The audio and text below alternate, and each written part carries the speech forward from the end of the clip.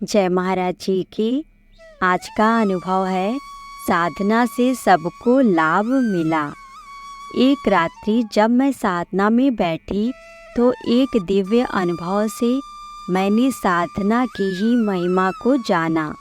मैंने देखा बहुत सारे ब्रह्मज्ञानी साधक अपने अपने घरों में साधना में रत हैं।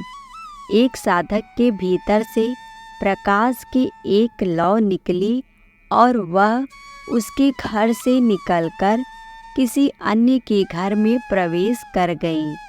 उस दिव्य प्रकाश से पड़ोस का वह घर जगमगा उठा। अब दूसरे साधक के साथ भी यही हुआ। उसके भीतर से भी लौ का प्रकट होना, उसके घर से किसी अन्य के घर में प्रवेश कर उसे भी रोशन कर देना।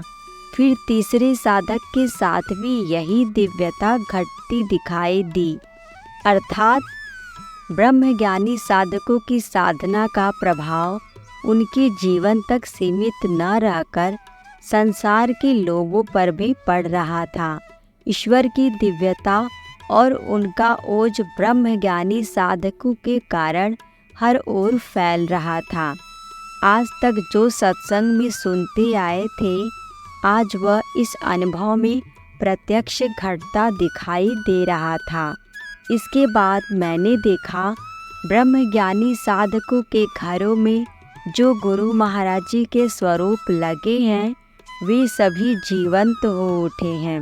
गुरु महाराज जी स्वरूप में से बाहर निकल आए और अपने सभी साधकों पर अपनी कृपामयी दृष्टि डाली।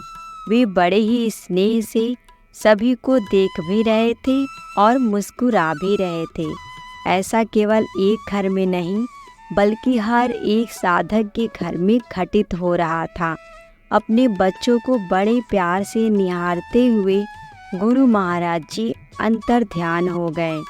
इस तरह साधना के प्रभाव से संसार के लोगों को सकारात्मकता मिली और ब्रह्मज्ञानी साधकों को गुरु की कृपा दृष्टि, जो जन्मों जन्मों के कर्म संस्कारों को क्षण भर में भस्म कर देने का दम रखती है। जय महाराज जी की। हाथ जोड़ विनती करे यह बालक, अब और ना मुझको तड़पाओ। हे आशु पिता, अब तो वापिस चले आओ।